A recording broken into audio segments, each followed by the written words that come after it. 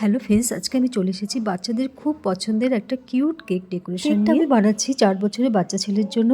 আর যখন আমি কেকের অর্ডারটা আসলো তখন তাদেরকে ফটো সেন্ড করেছিলাম, তো আমাকে এই ডিজাইনটা ওরা সিলেক্ট করে দিয়েছিল। আর বাচ্চারা বলেছিল যেন একদম সেম টু সেম এরকমই হয়, না হলে কিন্তু আমি কেক কাটবো না, এরকমই হতে হবে। বাচ্চারা যখন এরকম বলে না তখন আমার খুব ভালো লাগে, তাই ওদের মতো করে সুন্দর করে কেকটার ডেকোরেশন করছি। প্রথমে আমি ফন্ডেন্টের কাজগুলো করে নিচ্ছি। এখানে একটা আছে ডলফিন মাছ, তো আমি মাছটাকে বানিয়ে নিচ্ছি। এবারে বানিয়ে নেবো চোখটা বানিয়ে নেবার পরে এবারে সুন্দর করে সেট করে দিলাম।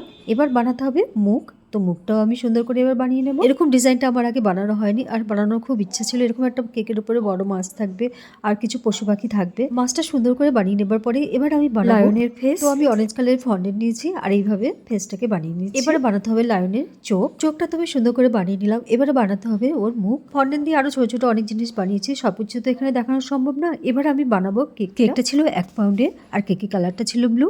আর আমি প্রথমে লেয়ারগুলো সুন্দর করে কেটে ক্রিম লাগিয়ে কভার করে নিয়েছি।